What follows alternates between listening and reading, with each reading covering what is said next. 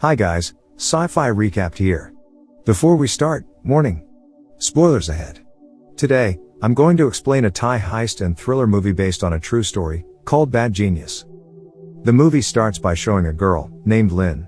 She is a top secondary school student and she has been living with her father all this time. One day, her father enrolls her to a new prestigious school, but she does not want to study there because the enrollment fee and the other expenses will cost them a lot of money. Because Lynn is valuable to the school for being so smart, the principal gives her a scholarship so that she can study there. While taking photos for her ID, she meets with Grace, a good-natured but academically challenged girl. They have become good friends since then. Unlike Lynn, she is not very smart but she is quite good in other things, like her acting skills during extracurricular in her school. In the library, she tells Lynn that the school has made a new rule. In order to pass the grade, the general average must be around 3.2. As a result, Grace tells her that she surely fails the test. Knowing that Lynn is a genius girl, she asks her to help her in the test. On the exam day, Lynn finds out that the exam is exactly the same as the questions the teacher leaked in the private tutoring sessions. She also looks at Grace, realizing that she cannot answer the questions properly. She decides to help her by writing the correct answers on an eraser, then passing it to Grace using her shoes. They almost get caught by the teacher, but luckily Lynn gets over the problem. At the end, Grace gets a 3.87 GPA, while Lynn gets a 4.0 GPA. To thank Lynn, Grace invites her to the pool party so they can celebrate their good grades. There, Lynn meets Grace's boyfriend, Pat. Unlike her, Pat is very rich. He learns from Grace that Lynn successfully helped his girlfriend in the exam. Because of this, he offers her a huge amount of money to help him and his friends cheat on another exam. Although at first reluctant, Lynn accepts the offer when later she finds out that the school secretly collected extra fees from her father, who earns a modest income as a teacher. Soon, she devises a system of hand signals, based on certain piano keys. As Lynn presses the keys, each pattern of pressing will represent the letters A, B, C, and D. The others just need to remember the pattern while Lynn uses them to send answers during exams. Therefore, her base of clients eventually grows. From the money she has earned, she buys her father a new shirt. Unbeknownst to her father, she keeps everything a secret, disguising it as just piano lessons. Bank, another bright student in the school, is Lynn's rival all along. He also receives a scholarship from the school because he comes from a poor family. He has a different characteristic from Lynn. He is very honest and he does not tolerate cheating during exams. Later, he is paired with Lynn in a competition and they are able to win it. After that, they are called by the principal who informs them that there is a scholarship abroad that they can apply for. However, there is only one slot, making them rivals from that time. When Bank gets home, it turns out that his mother has a laundromat. Then he learns that the washing machine was broken, so his mother has to wash the clothes manually. Feeling unbearable, he offers to help his mother to wash clothes. The next day, he is approached by another student, Tong. He tells Bank that he didn't go to school yesterday because he was sick, so then he offers Bank some money to help him in the exam, but obviously Bank refuses it. During the examination, Bank accidentally sees Tong looking at Lynn's paper. Then he decides to warn her about Tong's behavior. On the other hand, Lynn already knows it because Tong is one of the people who apply to her piano lesson. Afterwards, Bank also warns the teacher as he submits his answers in front of the class, but the teacher does not care about it because the test is separate into Set A and Set B to overcome cheating. Meanwhile, Lynn finishes her exam first, which is Set A, as she simultaneously sends answers to her friends using the hand signals.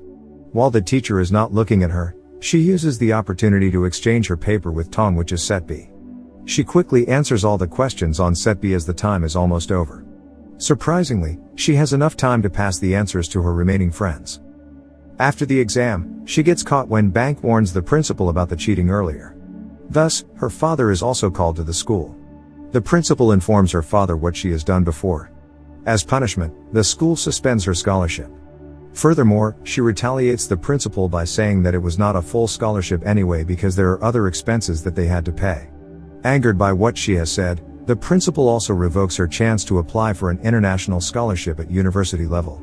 Automatically, Bank is now the only one who can apply for the international scholarship, even though it is something that he regrets because it cost Lynn's chance. When she gets home, her father is so disappointed in her, causing him to not want to wear his new clothes again. He also tells her to return the money back to her friends. In the last school year, Grace invites her again to participate in cheating. This time it is not an ordinary exam, but an international standardized test for university admissions called STIC. Grace also tells her that Pat's parents want her and Pat to study in Boston University, so passing the STIC test will prove they are eligible to study there. Lynn initially declines the invitation because it is a very hard test, but then she agrees when she realizes that they can take advantage of the different time zones.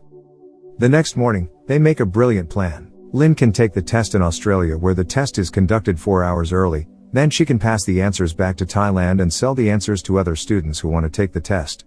She also tells them that she can memorize most of the answers.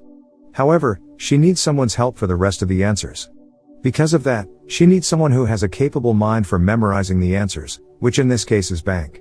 Besides that, she already knows that Bank will refuse the invitation due to his hatred of cheating. The night before Bank takes his scholarship exam, he is attacked by thugs in the street and he is thrown in a landfill the next morning, which causes him to not take his exam. Knowing about this, Lynn comes to Bank's place and offers him the job. He initially refuses her offer, but then he agrees for the money he desperately needs. That night, they make preparations for the final operation.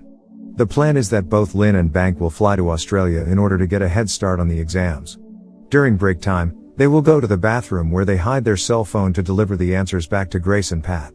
Meanwhile in Thailand, Pat and Grace will print out the answers in barcode printed on pencils. Then the pencils will be distributed to their clients, which in this case are STIC test participants. Nevertheless, on the eve of their flight, Pat slips out that he's the one who ordered the thugs to beat up Bank, in order to force him to join their scheme. Feeling enraged, Bank immediately attacks Pat. Pat then attempts to apologize, but Bank decides to leave in rage. Lynn, who is also shocked at the revelation, begins reconsidering her actions and chases Bank. However, he returns to confront Lynn and tells her to finish what she started. Consequently, they continue their plan. Later, they finally arrive at Sydney to take the test. In the first sections, both of them finish their test before the break, leaving them with more time to memorize their answers. But during break time, Bank suddenly tells Pat and Grace to raise his share in order to send his answers for them. Pat is reluctant at first, but Grace persuades him to fulfill his wish. He then delivers half of the money and promises that he will give the rest after Bank sends the answers. Back to Lynn and Bank, they successfully finish their second sections, but there are problems during their second break. The inspecting officer has caught Bank's oddity for staying too long in the bathroom during the break time. On the other hand, Lynn ends up late to send her answers because there is a queue inside the women's bathroom. Therefore, Bank is caught red-handed by the officer, while Lynn manages to escape, carrying her phone and hiding it on her boots, and she eventually hides it inside a water dispenser. She then continues her final section without Bank and she has to memorize all the answers by herself. Because she is running out of time, she makes herself vomit by using a pencil and then tells the officer that she is sick. She leaves early as she memorizes the answers completely. Meanwhile, the officer who caught Bank also tries to pursue her in order to know that they are connected. While being chased, she is sending the answers on her cell phone. She also almost fails to send the last set of the answers when someone bumps into her, but fortunately she is able to do so. Afterwards, the officer finally catches her, asking her to come with him for questioning. During the interrogation, Bank motions her to leave him by denying that he doesn't know her. Returning to Thailand, Lynn is happily greeted by Pat and Grace and also finds out that their scheme was a great success, but she turns on them and rejects her share of the money due to her bad experience in Sydney. They still celebrate along with the other participants who had passed the STIC test. They also tell Lynn that Bank already took his share beforehand, but then she leaves the group chat. Sometime later, she is invited by Bank to come to his place. It seems like he has invested his share in revamping his mother's laundry business. After that, Bank informs her to start another scheme. He also assures her that this time it will be much safer and a wider client base. When she turns him down, Bank threatens her to expose the whole affair, that she was another mastermind behind the last scheme. Lynn then tells him again that she has made her choice, deciding to come clean. Later, she tearfully confesses to her father, who comforts her and helps her redeem herself by submitting a formal confession to the STIC organization. Subscribe to watch more videos like this, turn on notifications, and leave a like to help the channel out. Thank you for watching.